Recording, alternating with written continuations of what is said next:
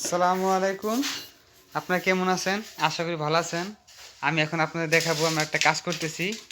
এটা চৌকি হবে, এই চৌকি আর কি উপরে টাইলস লাগাইতেছি। দেখেন আমাদের যে আমার সদ্য উস্তাদ আমার বড় ভাই কাজ করতেছে। দেখেন তিনি টাইলসটা কীভাবে ফিটিং করতেছে আপনাদেরকে আমরা দেখাবো ধীরে ধীরে। দেখেন আমরা চৌকিটা করতেছি, এখানে নিচ দিয়ে একটা রাইজার হবে, নিচে ফ্লোর সম্পূর্ণ টাইলস হবে, আর এদিকে টাইলস হবে। আর এই চৌকিটার উপর টাইলস ফিটিং করতেছে, আর টাইলসটি ভালো মানের। আমার বড় ভাই টাইলস ফিটিং করতেছে, আপনারা দেখেন কীভাবে টাইলস ফিটিং করতে হয়।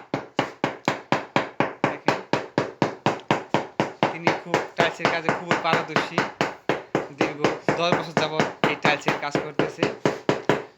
সে আনাচে কানাচে সব জায়গায় কাজ করে, এমন কোনো জায়গা নাই যে সে কাজ করে না। দেখেন টাইলসটা কীভাবে ফিটিং করতেছে, একদম মোটামুটি হয়ে আসছে ফিটিং।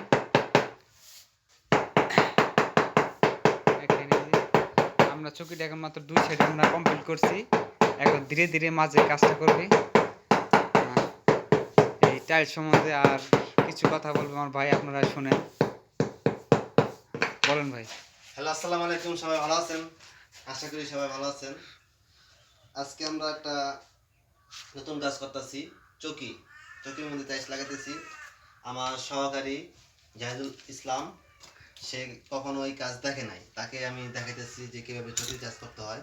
প্রথম এল কইরা টাইলস লাগাতে হইব, তারপরে আপনার আস্তে আস্তে টাইলস ফিটিং করতে হইব। এতে কোনো মাটাম কাটবো না এবং জয়েনও কাটবো না, টাইলস খুব সুন্দর হবে ফিটিং, কাজ করেও তৃপ্তি পাবেন। আশা করি আমার কাজের সম্বন্ধে আমাদের জাহিদুল ভাই দেখাইছে, এমন করে আপনারা সবাই কাজ করবেন আর ভালো থাকবেন। আল্লাহ হাফেজ।